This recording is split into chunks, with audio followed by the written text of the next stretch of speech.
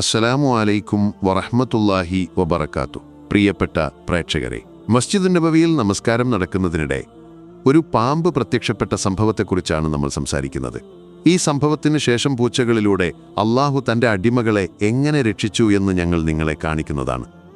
ആദം നബി അലൈഹിസ്സലാമിനെ സൃഷ്ടിച്ചതിന് തൊട്ടുപിന്നാലെ എന്തിനാണ് അള്ളാഹു പൂച്ചകളെ സൃഷ്ടിച്ചതെന്നും നമ്മൾ വിശദീകരിക്കും.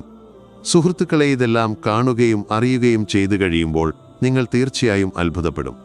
എന്നാൽ ഇത് പൂർണ്ണമായി മനസ്സിലാക്കാൻ ഈ വീഡിയോയുടെ അവസാനം വരെ നിങ്ങൾ ഞങ്ങളോടൊപ്പം ഉണ്ടായിരിക്കണം. പ്രിയ സുഹൃത്തുക്കളെ, ഗവേഷണമനുസരിച്ച് മറ്റ് മൃഗങ്ങൾക്കൊന്നുമില്ലാത്ത ഒരു പ്രത്യേക ശക്തി പൂച്ചകൾക്കുണ്ട്. പ്രത്യേകിച്ച് നമ്മുടെ പ്രിയപ്പെട്ട പ്രവാചകൻ മുഹമ്മദ് നബി സല്ലല്ലാഹു അലൈഹി വസല്ലമ തങ്ങൾ പൂച്ചകളെക്കുറിച്ച് പറഞ്ഞ കാര്യങ്ങൾ വളരെ ആകർഷകമാണ്.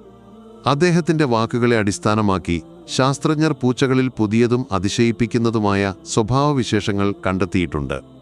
14 നൂറ്റാണ്ടുകൾക്ക് മുൻപ് മുഹമ്മദ് നബി സല്ലല്ലാഹു അലൈഹി വസല്ലമ തങ്ങൾ പങ്കുവച്ച ഈ ഉൾക്കാഴ്ചകൾ ഇന്ന് ശാസ്ത്രം ശരിവച്ചുകൊണ്ടിരിക്കുകയാണ്. ഇസ്ലാമിക അധ്യാപനമനുസരിച്ച് ആദം നബി അലൈഹിസ്സലാമിനെ സൃഷ്ടിച്ചതിന് ശേഷം അള്ളാഹു 2 മൃഗങ്ങളെ സൃഷ്ടിച്ചു, ഒരു പാമ്പിനെയും ഒരു പൂച്ചയെയും. മനുഷ്യർക്ക് പലവിധത്തിൽ പ്രയോജനപ്പെടുന്ന അതിശയകരമായ സവിശേഷതകൾ അള്ളാഹു പൂച്ചയ്ക്ക് നൽകി. ശാസ്ത്രീയ കാഴ്ചപ്പാടിൽ വീട്ടിൽ ഒരു പൂച്ചയെ വളർത്തുന്നതിൻ്റെ പ്രധാന ഗുണങ്ങളിലൊന്നവ മനുഷ്യന്റെ സ്പർശനം വളരെയധികം ആസ്വദിക്കുന്നു എന്നതാണ്. മനുഷ്യർക്കും പൂച്ചകളെ ലാളിക്കാൻ ഇഷ്ടമാണ്. വിഷാദരോഗത്തിനുള്ള ഒരു ശമനം അള്ളാഹു പൂച്ചയുടെ സ്പർശനത്തിൽ നിക്ഷേപിച്ചിട്ടുണ്ടെന്ന് വിദഗ്ധർ പറയുന്നു. പൂച്ചകളുടെ രോമങ്ങളിൽ മനുഷ്യന്റെ വിഷാദം കുറയ്ക്കാൻ സഹായിക്കുന്ന ചില ബാക്ടീരിയകൾ അടങ്ങിയിട്ടുണ്ട്. പൂച്ചകളെക്കുറിച്ചുള്ള ഏറ്റവും ആശ്ചര്യകരമായൊരു വസ്തുതയുണ്ടത് നമ്മൾ വീഡിയോയുടെ അവസാന ഭാഗത്ത് ചർച്ച ചെയ്യും. എന്നാൽ ആദ്യം മുഹമ്മദ് നബി സല്ലല്ലാഹു അലൈഹി വസല്ലമ തങ്ങൾ പൂച്ചകളെക്കുറിച്ച് എന്ത് പറഞ്ഞു എന്ന് നോക്കാം. പല ചരിത്ര ഗ്രന്ഥങ്ങളിലും മൊയ്സ എന്ന് പേരുള്ള ഒരു പൂച്ചയെക്കുറിച്ച് പരാമർശമുണ്ട്. പല മുസ്ലിം പണ്ഡിതന്മാരുടെയും അഭിപ്രായത്തിൽ മൊയ്സ പ്രവാചകൻ മുഹമ്മദ് നബി സല്ലല്ലാഹു അലൈഹി വസല്ലമ തങ്ങളുടെ പ്രിയപ്പെട്ട പൂച്ചയായിരുന്നു. ഒരിക്കൽ അനുചരന്മാരോടൊപ്പം യാത്ര ചെയ്യുമ്പോൾ ഗർഭിണിയായ ഒരു പൂച്ച അവരുടെ മുന്നിൽ പ്രത്യക്ഷപ്പെട്ടു. പൂച്ചയ്ക്ക് ശല്യമുണ്ടാകാതിരിക്കാൻ പ്രവാചകൻ സല്ലല്ലാഹു അലൈഹി വസല്ലമ തങ്ങൾ തൻ്റെ സൈന്യത്തെ എതിർദിശയിലേക്ക് തിരിച്ചുവിട്ടു. പൂച്ച പ്രസവിക്കുന്നതുവരെ അതിനെ പരിപാലിക്കാൻ ഒരു അനുചരനെ ചുമതലപ്പെടുത്തുകയും ചെയ്തു. യാത്ര കഴിഞ്ഞ് മടങ്ങിയെത്തിയപ്പോൾ പ്രവാചകൻ സല്ലല്ലാഹു അലൈഹി വസല്ലമ തങ്ങൾ ആദ്യം ആ സ്ഥലത്തേക്ക് പോയി പൂച്ചയെ കൂടെ കൂട്ടി. പ്രവാചകൻ സല്ലല്ലാഹു അലൈഹി വസല്ലമ തങ്ങൾ ആ പൂച്ചക്ക് മുഇസ എന്ന് പേരിട്ട് ജീവിതകാലം മുഴുവൻ അത് അദ്ദേഹത്തോടൊപ്പം കഴിഞ്ഞു. മറ്റൊരു സംഭവം, മുഹമ്മദ് നബി സല്ലല്ലാഹു അലൈഹി വസല്ലമ തങ്ങൾ ഫജ്ർ നമസ്കാരത്തിനായി എഴുന്നേറ്റപ്പോൾ ഒരു പൂച്ച തൻ്റെ വസ്ത്രത്തിൻ്റെ കയ്യിൽ ഉറങ്ങുന്നത് ശ്രദ്ധയിൽപ്പെട്ടു. പൂച്ചയുടെ ഉറക്കത്തിന് ഭംഗം വരുത്താതിരിക്കാൻ അദ്ദേഹം ഒരു കത്രികയെടുത്ത് പൂച്ച കിടന്നിരുന്ന ഭാഗം മുറിച്ചുമാറ്റി. ഹദീസുകളിൽ മൊഇസ എന്ന പൂച്ചയെക്കുറിച്ച് പരാമർശമില്ലെങ്കിലും പല ചരിത്രഗ്രന്ഥങ്ങളിലും ഈ പൂച്ചയെക്കുറിച്ച് പറയുന്നുണ്ട്. ഒരു ഹദീസിൽ പൂച്ചകളോട് ക്രൂരത കാണിക്കുന്നതും അവയെ കൊല്ലുന്നതും പ്രവാചകൻ സല്ലല്ലാഹു അലൈഹി വസല്ലമ തങ്ങൾ വിലക്കിയിരിക്കുന്നു എന്ന് പറയുന്നു. ഒരിക്കൽ ഹസ്രത്ത് അബൂ ഹുറൈറ റളിയല്ലാഹു അൻഹു ഒരു പൂച്ച ചൂടുകൊണ്ട് ചുമരിൽ ഒട്ടിപ്പിടിച്ചിരിക്കുന്നത് കണ്ടു. ചൂടിൽ നിന്ന് രക്ഷിക്കാൻ അദ്ദേഹം അതിനെ തൻ്റെ വസ്ത്രത്തിൻ്റെ കയ്യിൽ ഒളിപ്പിച്ചു. പിന്നീട് അദ്ദേഹം ഇക്കാര്യം പ്രവാചകനോട് പറഞ്ഞപ്പോൾ ദാഹിച്ച പൂച്ചയ്ക്ക് വെള്ളം കൊടുത്തതുകൊണ്ട് ഒരു സ്ത്രീ നരകത്തിൽ നിന്ന് രക്ഷപ്പെട്ട കാര്യം അദ്ദേഹം ഓർമ്മിപ്പിച്ചു. ഹസ്രത്ത് അബ്ദുല്ലാഹിബ്നു ഉമർ റളിയല്ലാഹു അൻഹു നിവേദനം ചെയ്യുന്നു, പ്രവാചകൻ സല്ലല്ലാഹു അലൈഹി വസല്ലമ തങ്ങൾ പറഞ്ഞു, ഒരു പൂച്ചയെ കൂട്ടിലിട്ടതിന് ഭക്ഷണം കൊടുക്കുകയോ സ്വതന്ത്രമായി വിടുകയോ ചെയ്യാതെ മരണത്തിന് കാരണക്കാരനായ ഒരു വ്യക്തിയെ നരകത്തിൽ ശിക്ഷിച്ചു. ആ വ്യക്തി പൂച്ചയെ പട്ടിണിക്കിട്ട് കഷ്ടപ്പെടുത്തിയതാണ് അയാളുടെ ശിക്ഷയ്ക്ക് കാരണമായത്. ഹസ്രത്ത് ആയിഷ റളിയല്ലാഹു അൻഹ നിവേദനം ചെയ്ത ഒരു സംഭവമുണ്ട്. അവർ നമസ്കരിക്കുമ്പോൾ ഒരു സ്ത്രീ അവർക്ക് ഭക്ഷണം കൊടുത്തയച്ചു. ആ സ്ത്രീ ഭക്ഷണം അവിടെ വെച്ചു പോയപ്പോൾ ഒരു പൂച്ച വന്ന് അതിൽ നിന്ന് ഒരു ഭാഗം കഴിച്ചു. നമസ്കാരം കഴിഞ്ഞ ശേഷം ഹസ്രത്ത് ആയിഷ റളിയല്ലാഹു അൻഹ പൂച്ച കഴിച്ച അതേ സ്ഥലത്തു നിന്നും ഭക്ഷണം കഴിച്ചു. എന്നിട്ട് പറഞ്ഞു, പ്രവാചകൻ പറഞ്ഞിട്ടുണ്ട്, പൂച്ചകൾ അശുദ്ധരല്ലവർ, നമ്മുടെ ഇടയിലൂടെ കടന്നു പോകുന്നവർ മാത്രമാണ്. ഒരു പൂച്ച കുടിച്ച വെള്ളം ഉപയോഗിച്ച് പ്രവാചകൻ വുളു ചെയ്യുന്നത് താൻ കണ്ടിട്ടുണ്ടെന്നും ഹസ്രത്ത് ആയിഷ റളിയല്ലാഹു അൻഹ പറഞ്ഞിട്ടുണ്ട്. അദ്ദേഹം പറഞ്ഞു, മറ്റ് മൃഗങ്ങളെക്കാൾ പൂച്ചയുടെ വായ വൃത്തിയുള്ളതാണ്. നിങ്ങൾ ശ്രദ്ധിച്ചിരിക്കാം, പൂച്ചകൾ എപ്പോഴും സ്വയം വൃത്തിയായി സൂക്ഷിക്കുന്നു. അവ ശുദ്ധജലം ഉപയോഗിച്ച് സ്വയം നനയ്ക്കാറുണ്ട്.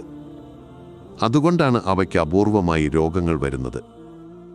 ഇസ്ലാം പൂച്ചകൾക്ക് വലിയ പ്രാധാന്യം നൽകുന്നു. ഈ പ്രാധാന്യം ഇസ്ലാമിൽ മാത്രമല്ല, പുരാതന ഈജിപ്തിലും അംഗീകരിക്കപ്പെട്ടിരുന്നു. അക്കാലത്തൊരു പൂച്ചയെ ഉപദ്രവിക്കുകയോ കൊല്ലുകയോ ചെയ്യുന്നത് ഒരു മനുഷ്യനെ കൊല്ലുന്നതിനേക്കാൾ വലിയ കുറ്റമായി കണക്കാക്കപ്പെട്ടിരുന്നു. കാരണം പുരാതന ഈജിപ്തുകാർ വിശ്വസിച്ചിരുന്നത് പൂച്ചകൾക്ക് മനുഷ്യരെക്കാൾ ഉയർന്ന സ്ഥാനമുണ്ടെന്നും അവയെ ദൈവിക ജീവികളായി ആരാധിച്ചിരുന്നുവെന്നുമാണ്. ഇസ്ലാമിൽ എല്ലാ ജീവജാലങ്ങളോടും കരുണ കാണിക്കാൻ കൽപ്പിച്ചിട്ടുണ്ടെന്നാൽ പൂച്ചകളുടെ പ്രാധാന്യം പ്രത്യേകം ഊന്നിപ്പറയുന്നു. കാരണം അല്ലാഹു അവയിൽ ഒരു പ്രത്യേക ശക്തി ഒളിപ്പിച്ചിരിക്കുന്നു. ഹസ്രത്ത് അബൂബക്കർ സിദ്ദീഖ് റളിയല്ലാഹു നെക്കുറിച്ചുള്ള ഒരു സംഭവമുണ്ട്. അദ്ദേഹത്തിന് ശരീരത്തിൽ കഠിനമായ വേദനയുണ്ടായിരുന്നു, നിൽക്കാൻ പോലും ബുദ്ധിമുട്ടി. വേദന കാരണം നമസ്കരിക്കാൻ പോലും അദ്ദേഹത്തിന് പ്രയാസമായിരുന്നു. ഒരു ദിവസം വന്യമൃഗങ്ങളിൽ നിന്ന് ഒരു പൂച്ചക്കുട്ടിയെ അദ്ദേഹം രക്ഷിച്ചു. ഹസ്രത്ത് അബൂബക്കർ സിദ്ദീഖ് റളിയല്ലാഹു അൻഹു പറയുന്നു, ആ പൂച്ചക്കുട്ടി തൻ്റെ അടുത്തേക്ക് വന്നതിനു ശേഷം ശരീരത്തിലെ വേദന പൂർണ്ണമായും അപ്രത്യക്ഷമായി. പിന്നീട് പൂച്ചക്കുട്ടിയുടെ അമ്മ വന്ന് തൻ്റെ കുഞ്ഞിനെ തിരികെ കൊണ്ടുപോയി.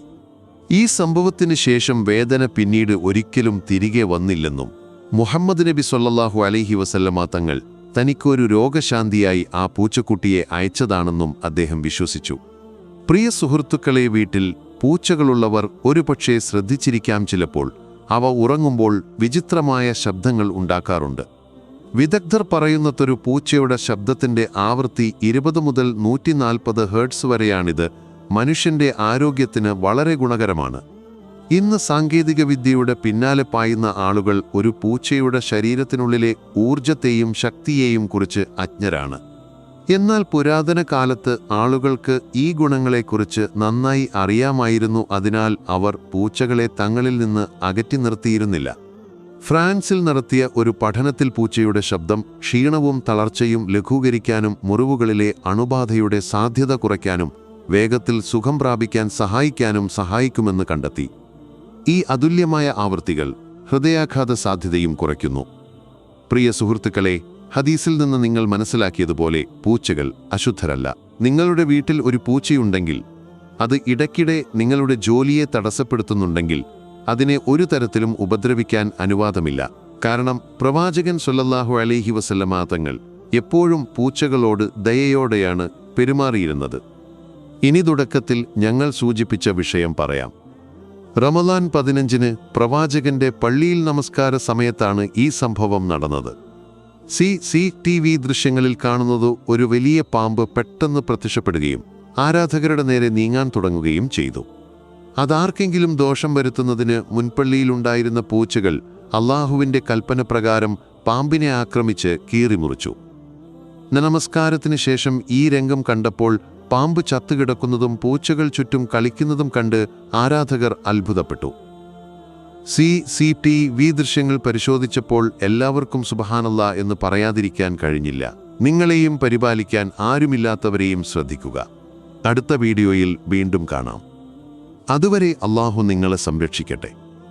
ആകാശങ്ങളുടെയും ഭൂമിയുടെയും സ്രഷ്ടാവായ പരമകാരുണികനും കരുണാനിധിയുമായ അല്ലാഹുവേ, ഞാൻ നിന്റെ കാരുണ്യവും അനുഗ്രഹങ്ങളും തേടി വിനയത്തോടെ നിന്റെ മുന്നിൽ വരുന്നു.